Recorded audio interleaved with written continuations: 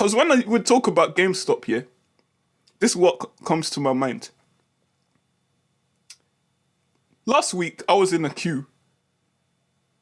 An interactive queue now because we're social distancing for 1 hour and 12 minutes to get a PS5.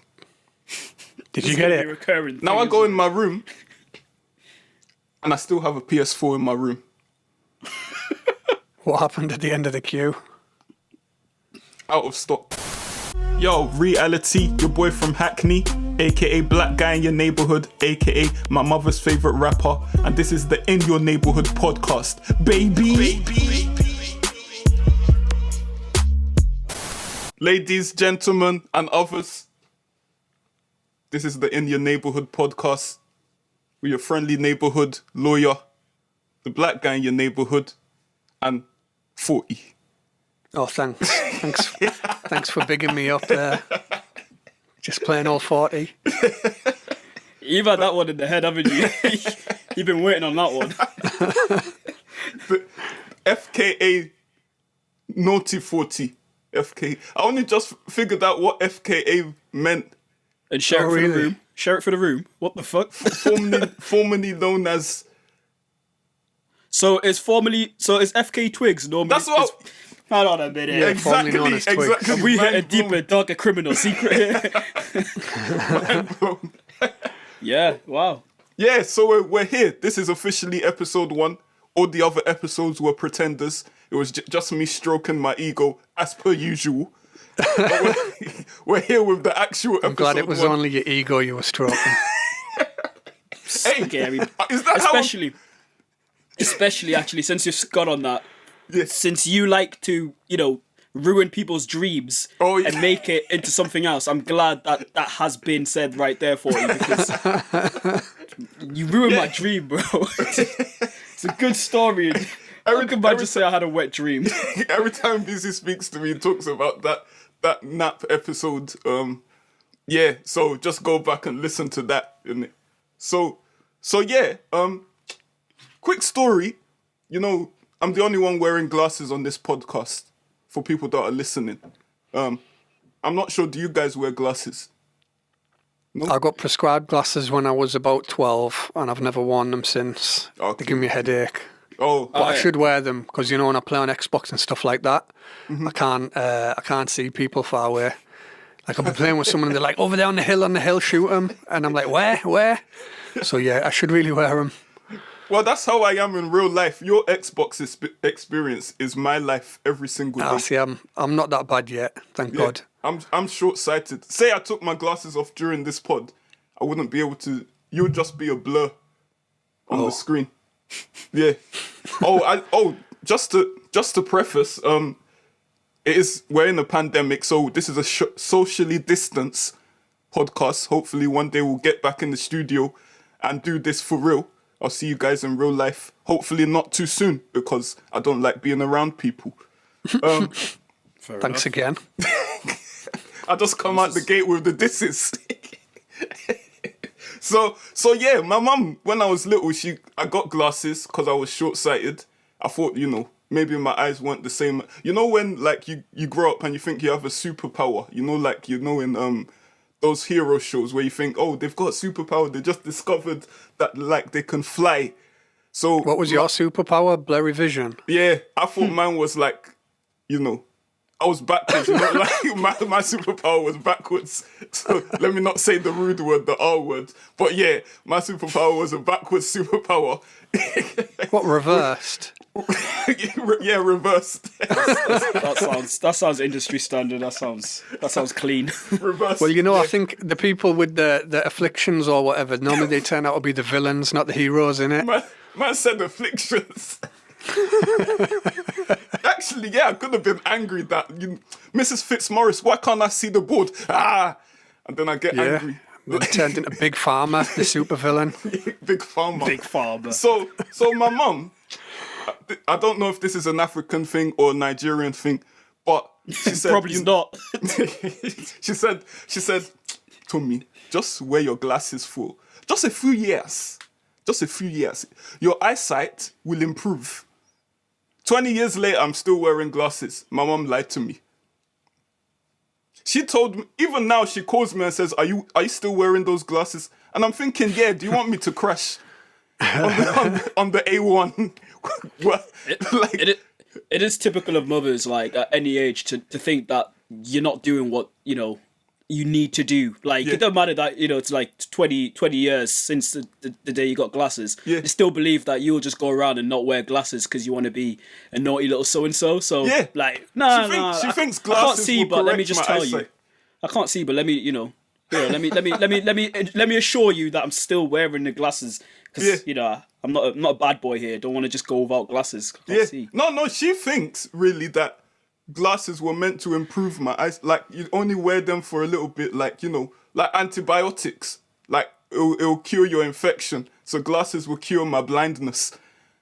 So she thought, wear glasses for a few years and then take them off. And then suddenly, I've got supervision. When really, when I take off my glasses, I feel like Velma from Scooby-Doo. Have you ever thought about getting them lasered? Can you get them lasered? Oh, no. You know, I've got a friend who got it done, you know, and they said it's good. Ooh, that's a controversial one. That should have been kept for our new segment, Real Talk. But that one, yeah, I've heard some people have got laser, whatever it is, yeah, LASIK surgery, and they have to go back every few years. Because, I think it only lasts so long. Yeah, because their eyesight is worse than it was before they got it. But I think really? That might be more of a psychological thing. I don't know. Yeah, anyway, probably like when your eyes start deteriorating again. Yeah, like, you get shook. I don't want it to be like, let me go back, let me get it redone. I guess some people don't like glasses in it, so it's probably a better option for them. Yeah, you know, I got prescribed glasses and I shouldn't have been prescribed them by a salesman. A very reputable optician who shall remain nameless. Oh man, Dr. The salesman, innit? That's what it is. Like, they probably want to hit targets or whatever. Well, I had them for 3-4 years, and actually wore them, especially because I suffer migraine. So when I'd have a migraine, I'd wear them. Mm-hmm. Then I went to the optician recently, and I was like, Doc, I think my eyes are getting worse. My migraines. She was like, you shouldn't have had those glasses. Like, just done a check on your vision, and they're completely fine. Who gave you them? I was like, an optician that shall remain nameless, but they always say that you should have gone there. So I did. Respect savers want it. I don't talk. I don't. No comment. No snitching. Yeah, I ain't 6'9". Right. This segment right here, is called Top 3. Top 3 selected. If we had the license to use Get's track, we would use it at this point, but man doesn't want to get sued. And this topic, here we explore top 3s. It's pretty self-explanatory, isn't it? Yeah, I mean, it does exactly what it says on the tin. Which top 3 are we going for this week then? Top 3. Producer tags. I like it. Jeez. See how we came out the gate? The gate, was closed and we just came out the gate with that. Hopped over it. Just came out the gate. So, should I start? Should I begin? So we're talking producer tags across any genre that uses a producer tag. So it's like any hip hop genres, really, isn't it? Hip hop, and that's just to reiterate. This is predominantly an urban podcast. So you know, Mr. Oh, that Jackson, problematic word. Yeah, Mr. Jackson, who voted Brexit, who's just looking to see if we're talking about Black Lives Matter. Yes, they do matter. But that's not the topic for today, Mr. Jackson, that voted for Brexit. We're just talking urban. Don't shoot. Mr. Jackson definitely came in to whatever pharmacy you were in and shouted at you, didn't he? Because that was a direct shot at Mr. Jackson. He's the guy that called me a racist. Anyway, producer tags. I got Mike Will made it. Can you also do the producer tag when you say it? Mike Will made it. Mike Will made it. we got okay. Little John, that's an old school one for you youths. I mean, I only kept it to 3. So I'll let you guys do your... it is top 3, isn't it? So I mean, well, yeah. it is. I kept. but I was just thinking, I never really thought of Little John's as a tag, but I guess it was. Yeah, that's a good one. That is a good one.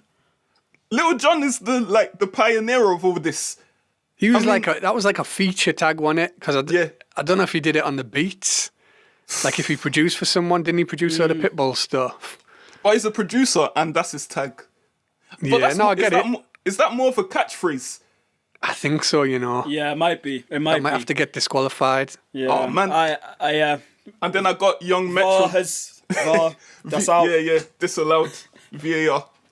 And then Young Metro, if he doesn't trust you, he's gonna shoot you. And that's a phrase. I'm paraphrasing because I didn't say that. Young Metro, was it Future that said it? It was Future. Future, yeah. Is that his tag? That is his tag. Yeah. Yeah. Okay. I mean, he's That's got an numerous interesting tags, tag. but that's his like go-to tag. I mean, if you hear a track and you hear if Young Metro doesn't trust you, he's gonna shoot you. I mean, everyone's like on alert at that point. That's like, a threatening tag right there. Yeah, I mean, like, if you mess up his taxes, for example, are you gonna get shot then? Is his accountant on his head on a swivel? If the bank if McDonald's messes up his order, is he gonna shoot the cashier? Do you think he makes his order and like plays his tag afterwards? Like, can I have like a 6-piece chicken nugget with chips? It's like, if your Metro don't trust you, I'ma shoot you. It's plausible. Actually, I think Future said he would shoot them. So you gotta be looking around for like Future. a big black guy in blonde dreadlocks. Eating cheesecake. Yeah. Trying to shoot you in McDonald's. Oh my gosh. Just trying to do my job. Anyway, what's yours? Let's go with Beezy. What's yours? I have got. If I go in order, out of my top 3, my number 3 is a quite recent one. Take Keith, fuck these N-words. Yeah. Because that sort of came in with, I think it was the 2 songs. There was the Drake song, that Look Alive, and then there was Travis Scott, the one with Drake as well, Sicko Mode. It was sprinkled nicely like Salt Bay. Yeah. Salt Bay all over the track. It just added a little something. Number 2 is dear to my heart. Just Blaze. Oh man. Oh Man. I got Just Blaze and Man as well. It's just everything about it. It's just simple, but just like. I'm disappointed you didn't mention it, T. I thought I was going really old school with OK. But I'm trying to disqualified. I'm trying to appeal to the youth, you see. The youth don't know about Just Blaze. No, I disagree with that because I think the perfect. Well, not the perfect, because there's so many Jay-Z songs where it was perfectly used. But one of the top use of it was in Drake's song, Lord Knows, on Take Care. Just Blaze is your worst nightmare. That's a youth song. An even better use than Pump It Up. Oh no, that's the classic one. But the youth don't know about Pump It Up. Maybe they've gone back and looked at it now, but I don't think Pump It Up would be the same without that tag. That's one of those tags that made the song. There's a story about, I haven't finished my top 3, but there's a story about Jay-Z obviously beefing with Joe Budden because he wanted to Pump It Up beat. He must have heard the Just Blaze producer tag and said, nah, I need this. Like, I don't care about the beat. It's the producer tag. It's Just Blaze. Jay-Z made his own version of that. Of Pump It Up. Because it's Just Blaze. I mean, Joe Budden's one was better, arguably, but, Jay-Z made his own version. So, and my number 1, If Young Metro Don't Trust You. Yeah. And I mean... and simply, I'd put it number 1 simply because of just what it done to that Kanye Father Stretch My Hands part 1. Yeah. Where it's just beautifully dropped. Yeah. I love the contrast between what the track says and what the tag means. Like, if Young Metro doesn't trust you, he's gonna shoot you. And then you have like a nice Christian track. You know? Exactly. Like the juxtaposition. Just imagine, just like nobody at that point when they say it there in that song think about Future pulling up with a Draco outside of church, like outside of the Pentecostal church, like because of your trust issues. Like nobody thinks of that. You just think, if your Metro don't trust you, I'm a shoe. It's just amazing, man. Imagine. But that's my top 3. Yeah, 40. Thanks, Bees. 40. Yeah. What you got? Just Blaze got to be in there. Yeah, I struggled, you know. I was thinking, what are the best tags by themselves? Not what are the best producers. So I was thinking, like, who's made the best tracks, like, and then they have a tag. So I tried to whittle it down to who's got the most catchy tags. Just some mentions to be in there. Mike Will made it was definitely a mention, but not top 3. Obviously, you've already said. Don't know if it's really a producer tag, but Maybach Music, another classic one. I'll disqualify that, but I do think that's amazing. I think it's just like it's just the fact that it's Maybach Music, but like obviously it's just added to like whoever's producing the track. Yeah, it's another catchy one. Is he called J.R. Rotham? The guy who produced for like JLS and Sean Kingston. JR, your way to beauty. I think he had another one that was like JR. That was catchy, but look, none of them are in the top 3. I just wanted to throw them out there. But the top 3's Just Blaze, Mustard. Oh, Mustard on the week. Yeah. That one's super catchy. Do you know what's so good about that one as well? Is when he slows it down and it still works. Like if he's just going for like a slow track and say, Mustard on the beat. Yeah, it works. It works well. Do you know who said that? Do you know who said that? YG, no? Was it YG? Yeah. YG, yeah. But the top one for me, I had to bring it over this side of the pond. It's got to be Swifter Beaters. I'm not going to do it because I'm going to butcher it. But the sound he has that comes in before the drop, T's looking puzzled. What's Swifter Beaters? I thought you were going to say Swiss Beats. Nah, not Swiss Beats. Swifter No, Beater, educate man. me. What's Swifter Beaters? I'm interested now. I can't do it. It goes something like, ah. Yeah. I told you I was going to butcher it. But just before the drop that comes in, that's legendary. That's my number one. That's true. That's true. Is that a new Monkey thing? No, it's not. It's a grime producer, bro. Oh, you're showing your age, bro. Oh, man. Or just lack thereof. I'm gonna have to educate you a little bit. Oh, okay. You hit some absolute notes right there, 40. That's stuck in my head now. I'll be stuck in my head all day. I think you should explore that avenue, 40, man. Oh, but you know, like onto the subject still of stroking egos. We've forgotten another tag. Naughty 40. Oh well, you know that would have been number one, but I couldn't big myself up. I was hoping one of you would put it in your top 3, but you know. on that tag 40, how much emphasis was put on the naughty? Like, look, I just said to Jamila, I need a tag. Will you say my name? And she said it like 10 times, and I just picked one out. It was on a voice note on WhatsApp. Shout out Jamila, man.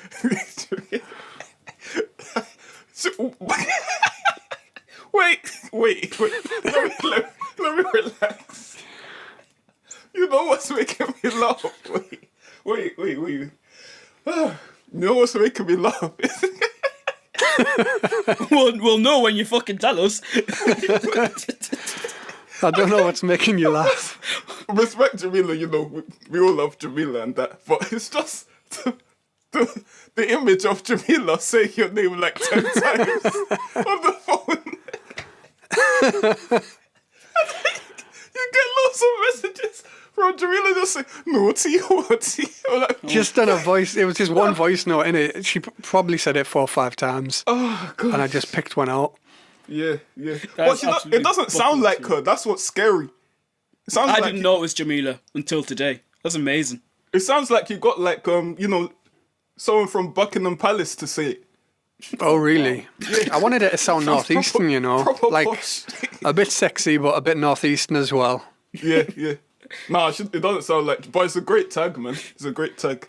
And I'm glad you went with that to make it northeastern and not just meet you at the door. we're going on to our next segment, and this one is called "What on Earth." Now, the title is a work in progress, but we're just talking about what's viral, what's going on, what caught our eyes, especially on Twitter. What's caught know your what? IT? You know what caught my eyes? Listen, guys, before I conclude, let me explain here. I enjoy anatomy. In school, I got a B for biology. I was in those class enjoying the human body, okay? I respect, especially women's bodies, I respect them highly. And here, we have a challenge. A few weeks after what they call the Bus It Challenge, listen, I've been studying. I've been doing my Twitters, sometimes doing my Googles. You've been studying, I've been studying. spending extra time on it, huh? And then, what caught my eye these past couple of weeks, something called the SilHOUette Challenge. Now, I'm all for women showing off what they've got, but I hate when people disrespect it. I go into those challenges with my eyes, thinking, I'm enjoying what I'm seeing. But when people are taking the P word, it really grinds my gears. Can tell. As they say in America, it really breaks my balls. How can a woman, yeah, she's doing the SilHOUette Challenge, yeah. I see one SilHOUette Challenge. I go in there thinking, okay, I know what I'm expecting. And then the SilHOUette is a dinosaur. Have you seen that one? No. No, Beezy and 40 are like, what the hell is this guy on about? I was just listening to the way you say silhouette. SilHOUette. That's how you know he's into this challenge. He's that future meme where it's like, I've been watching your SilHOUette challenge, but if I put me and you together, I'll say SilHOUette. Where you at? That's how he moves. Yeah, So but, you've been enjoying the silhouette challenge. Yes, you have, Reali-T, but haven't you? it's not about being a pervert, you know. I'm interested in these challenges. It's not all about that. What interests you? Do you know what it is, right? I think women should be able to do whatever they want. Exactly. They can do whatever they want if it makes them feel good. You know, to put that out on the internet, it's obviously not going to be for everyone. But one of the worrying things I heard is guys are putting like a filter on them so they can see the goodies. So, you know, the silhouette's there because they've got this red light, they put a filter on it, and then all of a sudden things become a bit less of a silhouette. That is a bit more wild. visible, You know what, guys? Not giving you any ideas, T, Let's sorry. Let's be honest with ourselves here. Men, and I'm a man myself, I know myself. Men are trash.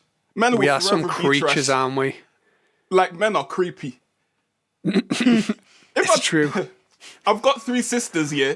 If I tell you listen, I'm not even going to put it on this podcast. If I tell you the stories I've heard from my sisters, you'll be amazed. But men are just trash. Men will find a way. Yeah, I mean, If it's true. If you have a man, for example, that never wants to work, that never wants to get money, just put some breast and bum at a job, and he'll crawl hand and foot to get to that job. Yeah, I mean, I'm at an age where I think, you know what? Let me be taken out on Thursday nights, because I'm trash. Oh my god. Because, you know, the bin men come on Friday morning. so Guys, would you put one joke. of these? Would you put one of these filters on a silhouette challenge? Nah, too? I Is that don't what have you're the saying? time. I've got a job. You know those men that don't have jobs, like, All right, this is a question though, yeah? If I did have the time, I wouldn't do it. That sounded terrible. This is a question. Even if I did have the time, I wouldn't do it. Disclaimer. A question for BZ.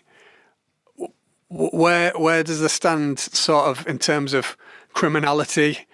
If the woman's posting it out there, I suppose like at that point it can be edited however somebody chooses to edit it. If they put a filter on it and expose something, is that legal? Oh, before BZ continues, just to make it clear to everyone, BZ is a lawyer. So this is a legitimate question. Okay, go on, BZ. And add a disclaimer on there that I am in no position to provide any legal advice to anybody, and y'all should just stop putting this filter on the SilHOUette challenges. It's not right. It's not right. Now, to answer your question, pure and simple, I don't know. I don't know the answer to that question. I know that there's an there's clearly an element of what a woman is consenting to, and an element of free. It's not sort of free speech, but putting out something that you want to put on the internet. It's like putting out a video of yourself or a picture of yourself. Like OnlyFans and all that sort of stuff.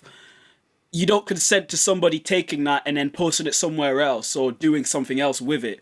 So if a guy puts a filter on a SilHOUette challenge and then is now, I don't know, reposting that with all its glory out, you're going to find yourself in some problems, my friend. Yeah, I get the reposting part's definitely going to be problematic, isn't it? But I mean, if it's just for a, one for the wank bank personally, we... It's 40, bro. 40. I'm just joking. Men are trash. Men are trash, yeah. There's so many other ways that you can figure out. There's so many other ways that you can figure out to relieve yourself. I don't think But that brings us on to challenge. There's another interesting side of that when we talk about like a similar lane. People deep fake porn now. What? Oh, mate. Deep fakes where people like put someone else's face on something. Yeah. So they'll take somebody who's not doing porn, they'll get a porn and they'll put that person's face on the porn. That's just weird, man. Every guy, should have a free, a free copy of Football Manager. Just keep the hands busy. So many things that you won't figure out how to find this filter. You won't figure out how to deep fake things if you're just trying to get your local club to the top and win the Champions League. I'm telling you, that is a better feeling than all the shit. So this segment here, we're calling it Real Talk, where we talk about, stuff that's real.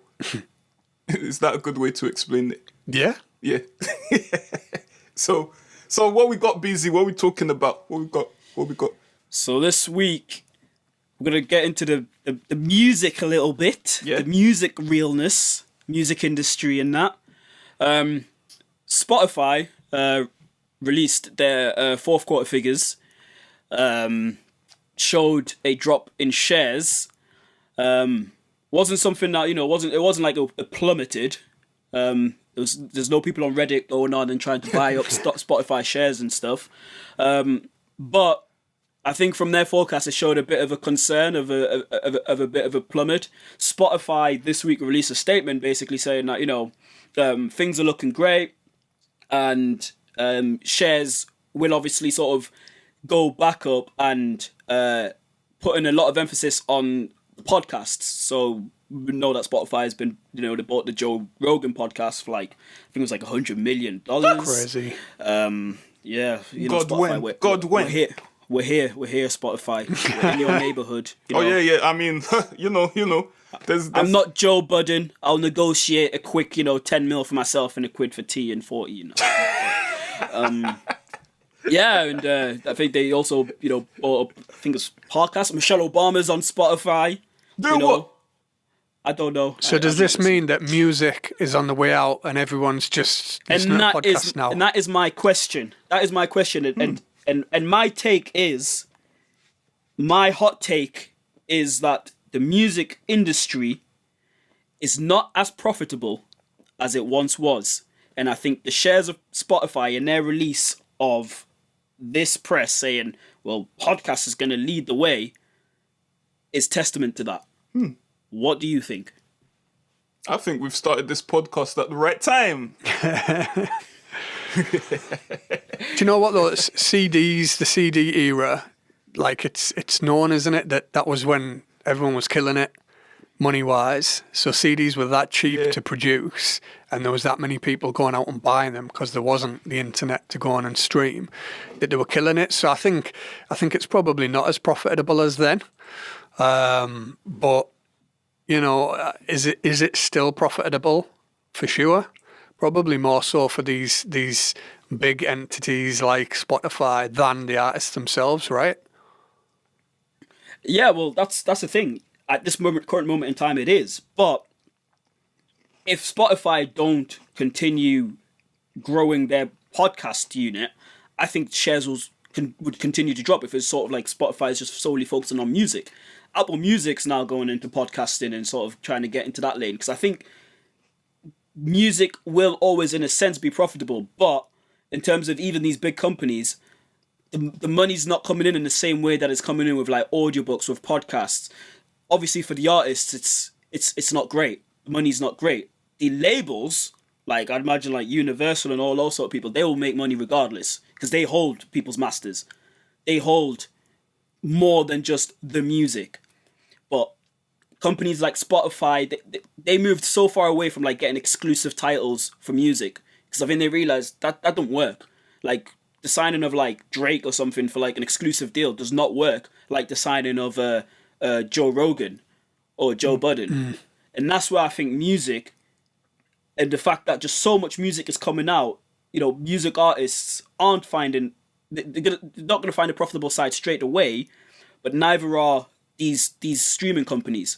Hence where you're probably going to get more sort of distributions companies, independent acts, or people selling their masters like they've been, like Lil Wayne's been doing, or things like the number of artists selling it to these like investment vehicles. So I agree, it's always going to be somewhat profitable, but I think even to like an Apple Music or Spotify, I think they're going to look at it and think, why don't we just, you know, put more money into like the podcasting or the audiobook or do all that sort of stuff. What is the reason for that though? So let's say people were signing up. So you've got to think that where does their profits come from? It's obviously advertising, but then people signing up and being members and paying a monthly fee. So let's say that they were doing well, having growth, making profits based off music streaming. What's changed? Are people not streaming music as much? Are people not as interested in music, so people aren't signing up as much? Well, people aren't actually. People, of course, are still listening to music, but you're getting more people just, you know, traditionally just listen to podcasts or to audiobooks. Those are the things that people are probably listening to do on their way to and from work. Whereas at the start of Spotify, at the start of Apple Music, you know, where you would normally have your CDs in the car, the joyous thing of that company at the time was, like, shit, everything's on a streaming service. So to and from, you're listening to music. So there's been a shift there. So with that shift would mean that people are probably listening, not to say people are listening to music significantly less, but people are listening to podcasts significantly more. Do you know what I think that's due to?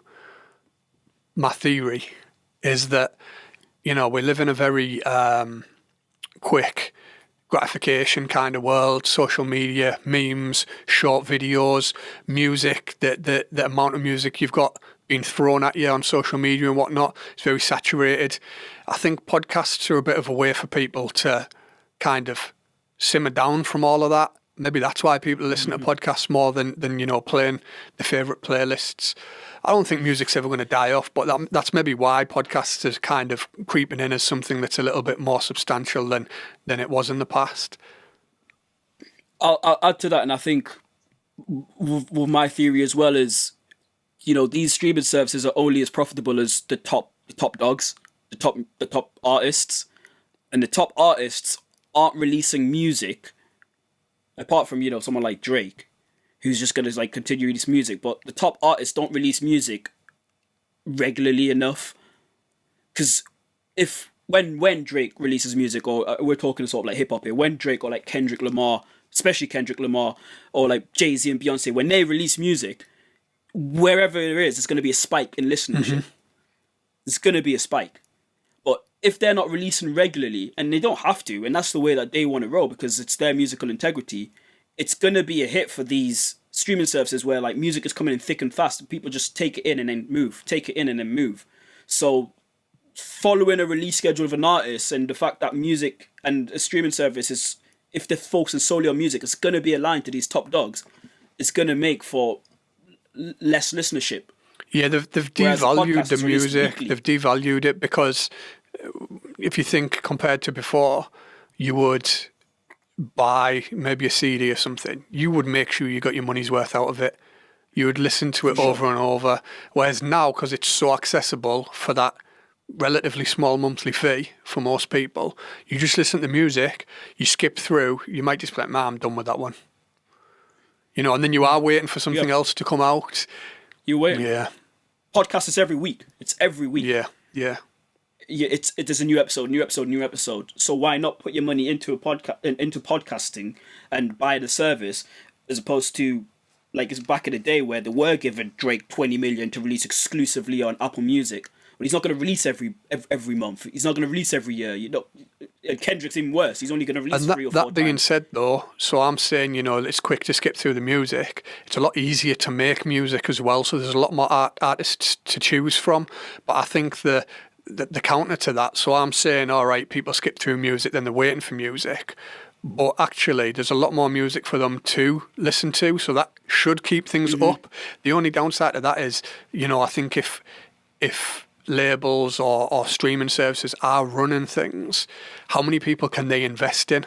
They're still going to only try and push the top ones, and those ones that are being pushed, the top ones, are the ones that people want to wait for. So maybe they're doing themselves in a little bit by putting money behind certain artists. Maybe they need to kind of try and have the fingers in more pies. Is that the phrase? That's what they're doing. More pots? Yeah. No. Yeah. Pies, more pots. Fingers in pies.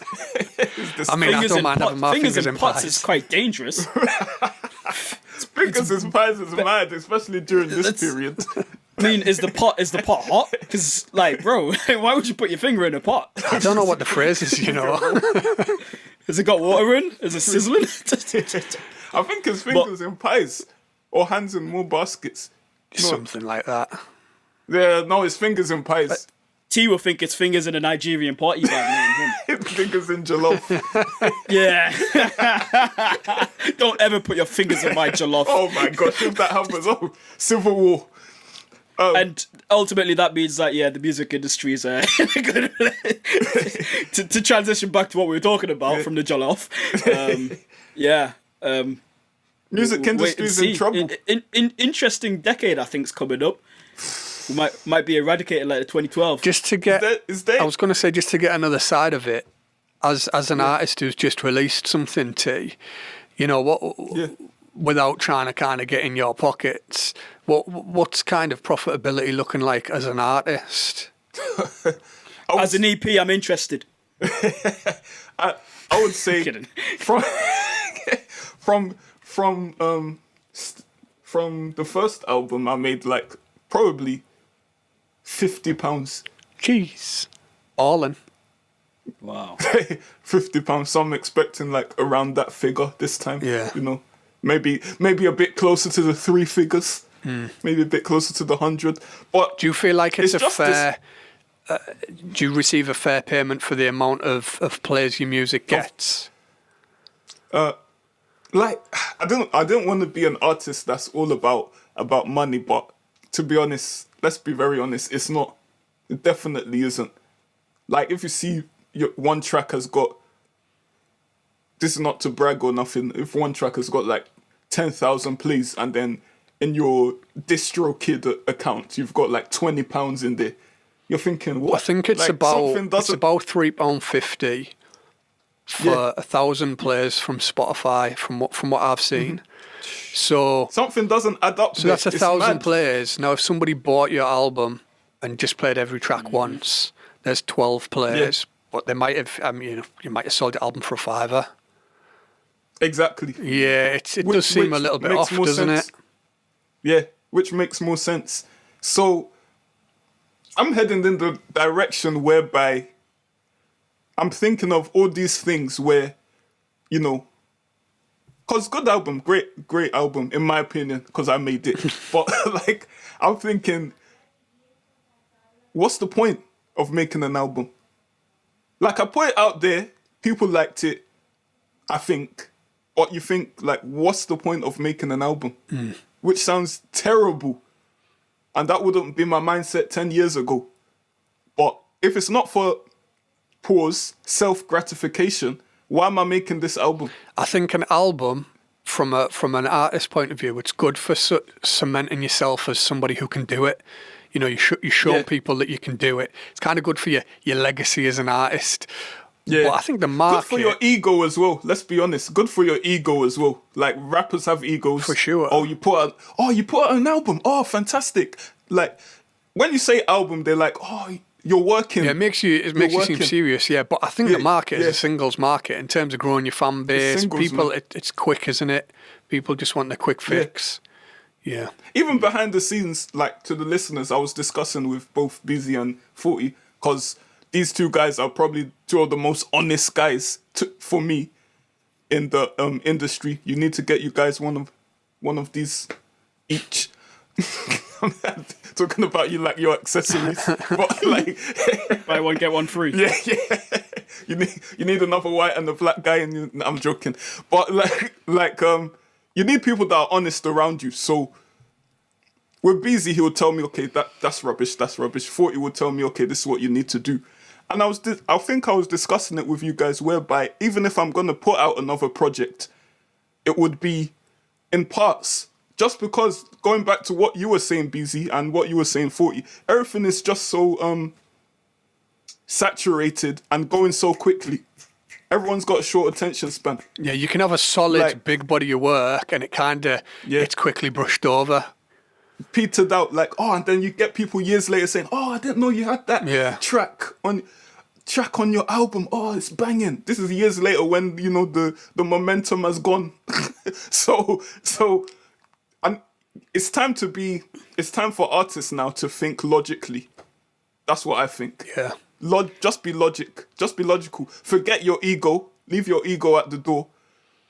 I know some artists are like album artists. You see some people that have brought out albums in the industry, and then you see a person that's brought out 3 singles and it surpassed that person that's brought out albums. And that doesn't diminish the talent of the person with albums. It's just, it's more strategy. Yeah, it's art against business, isn't it? Yeah.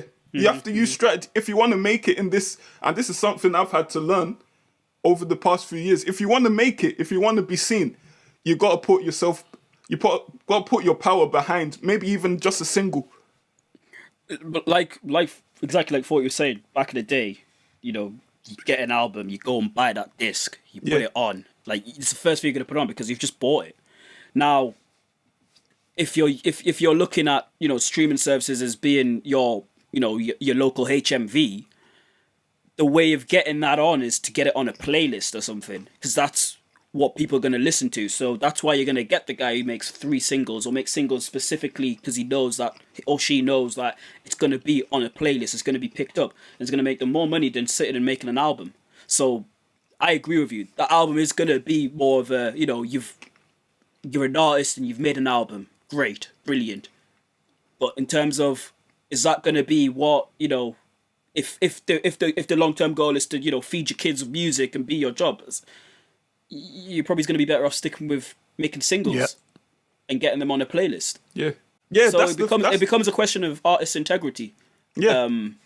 And how an artist wants to move within the music business per se, if that's what they want to do, or, you know, just do what you want to do and put it on Patreon or start an OnlyFans. Yeah. I mean, for upcoming artists, I would say personally, even this is advice to myself: if you build a fan base. I mean, Russ, as annoying as he is, he gave good advice. Like, build a fan base with singles, and then, you know, once the fan base that you've got, solid fan base, they'll ask for an album. Then you do the album. Yeah. Then you've got people who appreciate that bigger body of work that you've put your heart and soul into. Next topic we've got is track of the week. Where we pick our favourite tracks of the week. It could be mind blown. where's the, so we're gonna predominantly stick to urban tracks, R&B, hip hop, but I might throw in a bit of Oasis to appeal to my Caucasian fans. So yes, a bit of Britney Spears, Backstreet Boys for nostalgia. But no, I'm not going for that this week. This week, I'm gonna stay true to myself and go with Erica Banks, Bust It. That's my track of the week. Reali-T. Is that the song track, from the Bust It challenge? Oh, here we go. Yeah. Bust It. Wow. So I'm going to put that link on. 40. We're learning something a bit disturbing about T. I think he's got an obsession, Annie. No. Between the SilHOUette and the Bust It. And the Bust It. No, that track is actually good. Have you been doing your own challenge at home to it? No comment. Name my lawyer's here. Rap or sing some of the verse. Let's catch you out. No. You'd be like, all I know is Bust It. But yeah, I'm sure you do. I'm sure you do, bro. Okay, moving on, I haven't even listened to the song. I don't know if it's any good or not. The bit I heard didn't really do it for me. It's okay. You said it's your track of the week and you're saying it's just okay? No, I mean like... No. I mean like... Beezy, what you saying? What's your track of the week? So my track of the week, I'm not just gonna go for the simple of 2 quality albums that have came out, Commercial Break and 40 MBs, back to the start. Thank you. Stream both, absolute quality bodies of work. I'm gonna go with a rapper from up here. You may have heard of him actually, Blix. So it's spelt with an X. So it's spelt BLIXKZ. He's just dropped a song called Skating. I like it. I like it a lot, and I think it's so good to see sort of a young rapper from up here who obviously like T and I have emigrated up here in your neighbourhood, and he's getting the support he needs from like people up here in terms of magazines, getting the love from up here, and he's doing something he loves and he's good at, and he's released a really good song. It's like a J Hus kind of vibe. Go stream that, man. I'll have to check it out. I haven't heard of him, but definitely check it out. All about supporting some up and coming artists from the area for sure. Yeah, definitely. For me, it's got to be Gets' new one, No Mercy. Do. I don't know if you've ever heard it, but that's yeah. It's different, man. It's a different vibe, but I like it. With past SilHOUette and what's that mad? Yeah. What's that mad guy? Past SilHOUette. I thought that's what you were gonna say. Goes all the way back to the SilHOUette. Yeah. What's that mad one? Backroom guy. Backroad G, I think it is, isn't it? Oh. Listen, I need to start studying these artists before they come and Backroom G. What do you call him? Backdoor G. That sounds a bit suspect, man. No disrespect to Backroad G. I know he sounds like he's about it, so yeah, I wouldn't want to disrespect him. No disrespect at all. Yo, Reali-T, your boy from Hackney, aka Black Guy in Your Neighbourhood, aka my mother's favourite rapper, and this is the In Your Neighbourhood podcast, baby.